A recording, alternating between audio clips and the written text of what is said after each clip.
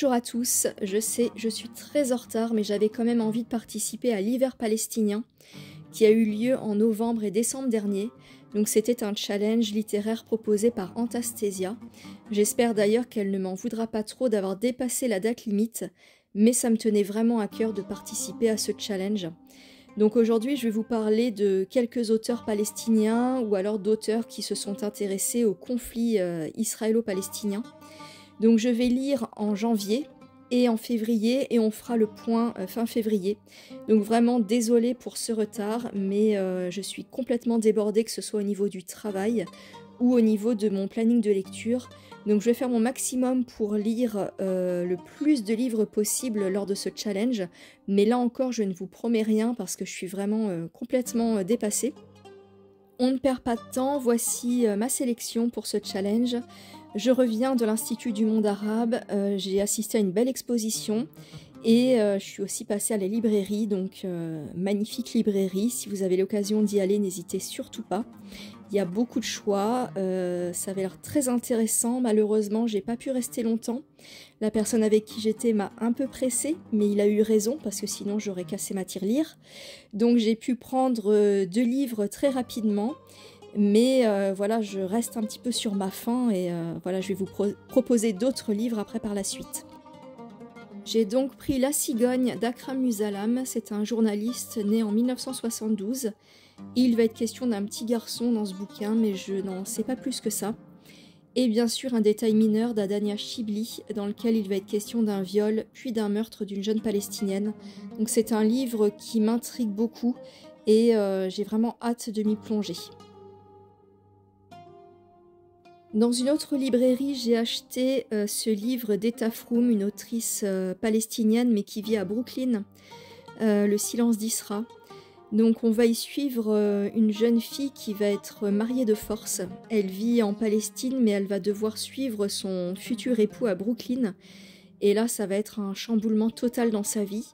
Elle va passer de jeune adolescente avec des rêves plein la tête à femme mariée, mère de famille avec des responsabilités. Et puis j'ai cru comprendre que sa vie d'épouse ne se passait pas si bien que ça, qu'elle était très seule. Et donc elle va déchanter et finalement vivre une vie maritale pas très passionnante.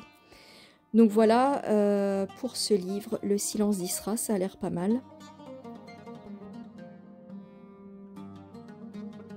Et bien sûr, je ne pouvais pas faire ce challenge sans vous parler de Mahmoud Darwish, qui est un auteur et poète palestinien incontournable. J'avais ce livre dans ma bibliothèque depuis des années et là je pense qu'il est temps de le lire. Il s'agit de La terre nous est étroite, donc j'ai vraiment hâte de m'y plonger et j'espère que j'apprécierai sa poésie. Donc voilà, ça me tente énormément aussi.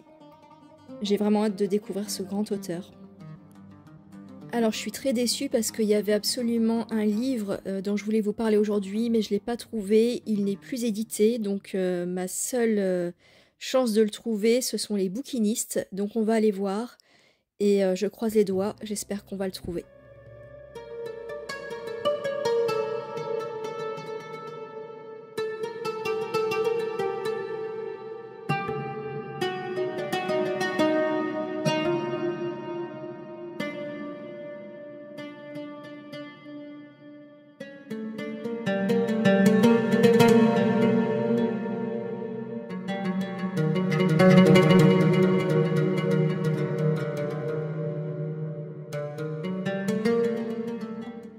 Introuvable malheureusement en librairie d'occasion, j'en ai fait 2 et à chaque fois c'est la même réponse, il n'y a aucune trace de cet écrit.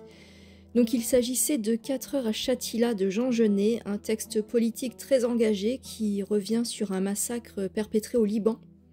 Alors je pense que c'est un texte fort et très intéressant, que j'ai quand même réussi à dénicher dans une médiathèque. Et oui, je suis pas le genre de personne à lâcher l'affaire, donc j'ai fait des kilomètres, mais je l'ai eu. Donc j'en suis vraiment très heureuse. C'est un texte historique qui relate les meurtres de plusieurs centaines, voire milliers de Palestiniens en 1982 à Beyrouth. Et Jean Genet, qui était sur place, va nous livrer ce dont il a été témoin. Il y a aussi un entretien avec Leila Chaïd, ancienne ambassadrice de la Palestine auprès de l'Union européenne.